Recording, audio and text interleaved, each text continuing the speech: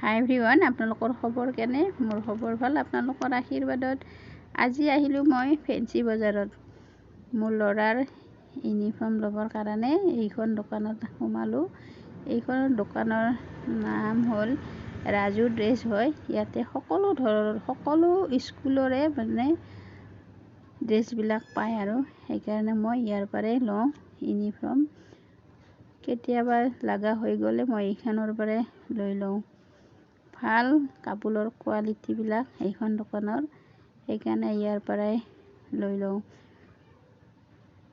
Fix price হয়, অলপ discount দিয়ে আৰু সেইকাৰণে ইয়াৰ পৰাই ইউনিফৰ্মবিলাক লগা হ'লে লৈ লওঁ। সেয়া লৈ ল'লোঁ মই মোৰ ল'ৰাৰ ইউনিফৰ্ম। ভিডিঅ'টো কেনে পালে? ভাল পালে যদি লাইক কমেণ্ট শ্বেয়াৰ কৰি দিব। ফেঞ্চি বজাৰত আছে এইখন দোকান। বাই বাই, অন্য এটা ভিডিঅ'ত লগ পাম। Bye bye.